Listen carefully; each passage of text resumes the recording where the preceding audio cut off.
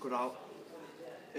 Som det er klart for alle, der har Danmark jo mistet ret meget land de seneste par hundrede år, op til 1900-tallet, op til Første Verdenskrig, hvor vi blandt andet har mistet Slesvig, og vi har mistet Skåne, og vi har mistet Norge.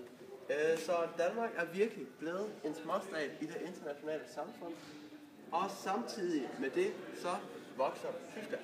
Tyskland danner et fælles forbund i 1871, og det gør altså tyskerne meget mere magtfulde, end de har været tidligere. Og samtidig med det, så begynder de at føre en langt mere aggressiv udenrigspolitik, end de har tidligere gjort.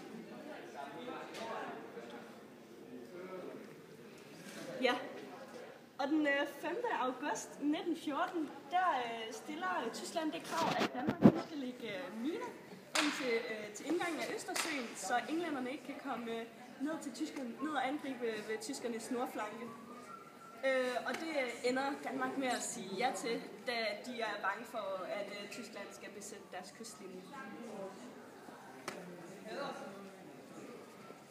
Herefter kan man se, at der er både noget frem for neutraliteten, og dermed også noget imod for, at Danmark skal være neutral. En af de for, der er, det er, at man har den her agering efter truslen. Herefter har vi den her økonomisk handel med begge parter. Derefter så var, fordi Danmark var en småstat, som så havde den her stormagt, Tyskland, som nabo.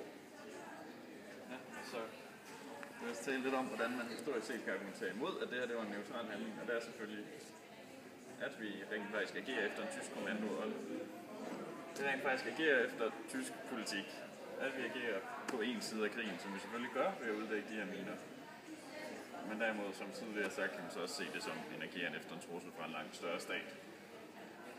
Selvfølgelig handler vi stadig i en parts favør ved at lægge de her miner ud, som gør det umuligt for England at handle med blandt andet handelspartneren Rusland.